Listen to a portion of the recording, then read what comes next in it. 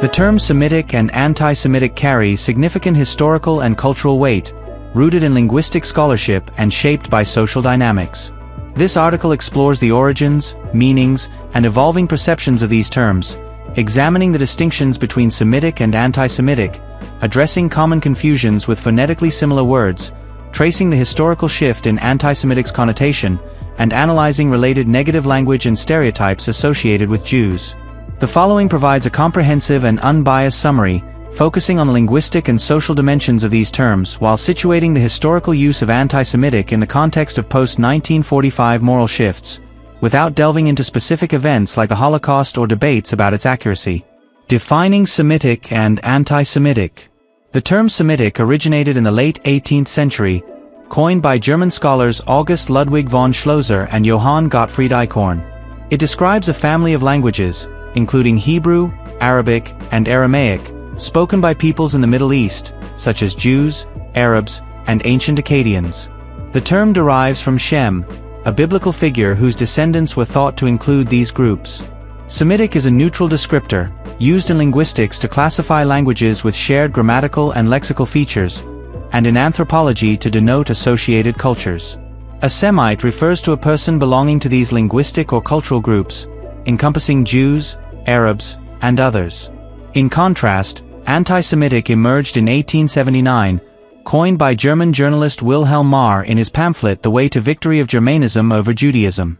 Marr used the term to articulate prejudice, hostility, or discrimination specifically against Jews, framing it as a racial rather than religious conflict. By borrowing Semitic, originally a broad linguistic term, Marr narrowed its application to Jews, reflecting the anti-Jewish sentiment prevalent in 19th century Europe. The prefix anti denotes opposition, making anti-Semitic a term for actions or attitudes against Jews, distinct from the broader Semitic peoples. Clarifying phonetic confusions. There has been confusion between Semitic and phonetically similar words, often exacerbated by voice-to-text technology. These include semantic, somatic, symmetric, and semi, none of which are etymologically or conceptually related to Semitic or anti-Semitic. Semantic refers to the study of meaning in language, derived from the Greek semantikos, significant. Somatic pertains to the body, from the Greek soma, body, used in medical contexts for physical symptoms or cells. Symmetric describes balanced proportions, from the Greek symmetria, same measure, common in mathematics and design. Semi, a prefix meaning half or partly, comes from Latin and appears in words like semicircle. Less commonly, systemic, affecting a system, from Greek systema, or semiotic, relating to signs, from Greek semeion, may be misheard as Semitic. These confusions arise purely from phonetic similarity, as none of these terms connect to the linguistic or cultural scope of Semitic or the prejudice denoted by anti-Semitic. Historical context and dual perceptions of anti-Semitic. When Marr coined anti-Semitic, he and like-minded Germans used it with pride, viewing it as a positive descriptor of their nationalist ideology. In the late 19th century, some Germans embraced anti-Semitic to signify opposition to perceived Jewish influence, aligning with racialist theories that position Jews as outsiders to German identity. Marr's League of Anti-Semites, for instance, promoted anti-Jewish policies under this banner, seeing anti-Semitic as a defense of Germanism. For these individuals, the term was a badge of honor, reflecting a socially accepted prejudice in parts of Europe at the time. Conversely, Jewish communities and their allies adopted anti-Semitic to describe the discrimination, exclusion, and harm they faced, framing it as inherently negative. This usage emerged in response to real challenges, such as economic restrictions and social ostracism, particularly in Germany and across Europe. The term was not invented by Jews but adopted as the standard label for anti-Jewish prejudice, reflecting its harmful impact. Thus, in the late 19th century, anti-Semitic carried dual meanings: a positive self-description for some Germans and a negative label for Jews describing their oppression. The shift in anti-Semitic's connotation. The term anti-Semitic transitioned from a term of pride for some to a universally pejorative label, a shift that occurred gradually with significant acceleration in the mid-20th century. In the late 19th and early 20th centuries, anti-Semitic spread beyond Germany, used across Europe to describe anti-Jewish prejudice in events like the Dreyfus Affair in France, where a Jewish officer faced false accusations amid widespread anti-Jewish sentiment. Scholars, activists, and Jewish communities increasingly use the term to condemn such acts, emphasizing its negative consequences. This broader discourse began to overshadow the prideful usage by figures like Mar. By the 1940s and 1950s, following major historical events, anti-Semitic became synonymous with moral and social wrongdoing. The global recognition of anti-Jewish prejudice as an injustice, particularly after 1945, rendered the term's original, positive connotation untenable. No mainstream group continued to use anti-Semitic with pride, as it became associated with unethical behavior.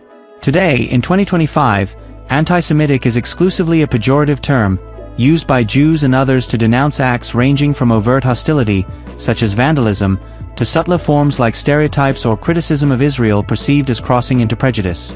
The term's broad modern application can spark debate. Some Jewish advocacy groups use anti-Semitic to describe criticism of Israel or Zionism if it employs anti-Jewish stereotypes, while critics argue this overextends the term, conflating political disagreement with prejudice. This tension reflects the term's evolution from a specific 19th century label to a catch-all for anti-Jewish sentiment, but its negative connotation remains universal. Why anti-Semitic is no longer positive? The term anti-Semitic is not used today as a positive descriptor, even for specific disagreements with Jewish individuals, actions, or religious practices, as some Germans once used it. Its association with broad, harmful prejudice against Jews as a group, coupled with post-1945 moral shifts, made it socially unacceptable to claim anti-Semitic as a positive identity. Unlike in the 19th century, when overt prejudice was more tolerated in Europe, modern norms reject generalized bigotry. Individuals with specific critiques, such as disagreement with a Jewish person's actions or aspects of Judaism, tend to use precise language, "I oppose this policy," rather than anti-Semitic, which implies a broader prejudice. The term's heavy moral weight discourages its use for specific or neutral critiques, limiting it to condemning generalized anti-Jewish attitudes. Alternative terms for anti-Semitic prejudice. Several alternative terms describe prejudice against Jews, each with distinct nuances. A Jew hatred directly names animosity toward Jews, emphasizing emotional hostility. It is used in academic and activist contexts for clarity. A Judeophobia denotes fear or dislike of Jews, coined in the 19th century to parallel terms like xenophobia. It is less common but scholarly. Anti-Judaism refers to prejudice against the Jewish religion, distinct from racial anti-Semitic prejudice, often tied to historical theological conflicts. A racial anti-Semitism specifies prejudice against Jews as a supposed racial group, as Mar intended in 1879. Anti-Zionism, while primarily opposition to the Jewish nationalist movement or Israel, is sometimes labeled anti-Semitic when it employs anti-Jewish stereotypes, though this is debated. A bigotry against Jews is a general term for prejudice, less specific but encompassing anti-Semitic attitudes. These terms avoid the Semitic root, addressing criticisms that anti-Semitic misuses Semitic by focusing solely on Jews, not all Semitic peoples like Arabs. Terms for Jews: neutral and derogatory. Terms used to describe Jews include both neutral and derogatory labels. A Jew is the standard, neutral term for a person of Jewish ethnicity, religion, or culture, derived from Hebrew Yehudi. It can become pejorative in hostile contexts. A Hebrew historically refers to Jews or their language, now mostly used for the Semitic language Hebrew. A Israelite denotes Jews in biblical or historical contexts, rarely used today for modern Jews. A Zionist refers to supporters of a Jewish homeland, often Israel, but is not synonymous with Jew and can be misused in anti-Semitic contexts. Negative language and stereotypes for Jews. Negative language and stereotypes historically associated with Jews, rooted in anti-Semitic prejudice, include derogatory labels mocking Jewish identity, appearance, or perceived traits, such as greed or disloyalty. Such language emerged in contexts like 19th century Europe or earlier Christian theological disputes, often tied to stereotypes about wealth, from medieval money-lending restrictions, loyalty, myths of rootlessness, or conspiracy, narratives of global control. Specific terms are avoided here to focus on the broader patterns of prejudice, but they include slurs from English, Slavic, and German-speaking regions, as well as literary stereotypes like those in Shakespeare's Merchant of Venice. Historical and modern usage of negative language. Historically, negative terms for Jews were prevalent in the 19th and early 20th centuries, particularly during periods of intense anti-Semitic activity, such as social exclusion in Eastern Europe. Religious-based slurs were common in medieval Christian contexts, tied to theological disputes. Today, such language persists in fringe groups or online spaces, though less frequently in mainstream discourse. Modern anti-Semitic rhetoric often uses coded terms, such as globalist, to imply Jewish conspiracy tropes without explicit slurs. The misuse of Zionist in some contexts reflects ongoing debates about Israel and anti-Semitism, where political criticism can blur with prejudice. Why these terms exist?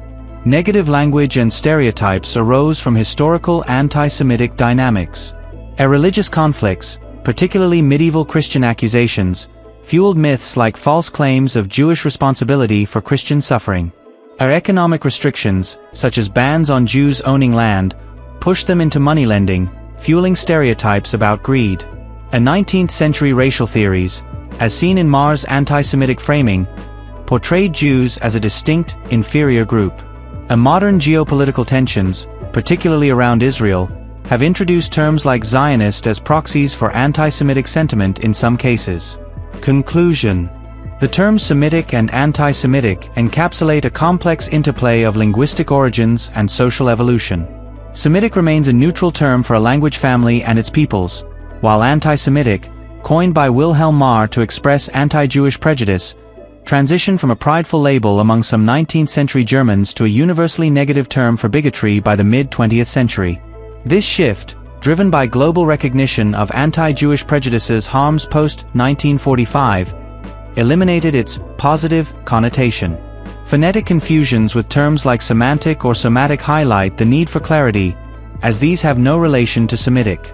Alternative terms like Jew hatred or Judeophobia and a range of negative stereotypes reflect the diverse expressions of anti-Semitic prejudice, rooted in historical religious, economic, and racial biases. Today, anti-Semitic's broad application, including in debates over Israel, underscores its enduring role as a pejorative, while specific critiques avoid the term due to its generalized, stigmatized nature. This essay, grounded in linguistic and historical analysis, reveals the layered dynamics of these terms and their lasting impact on discourse about Jewish identity and prejudice.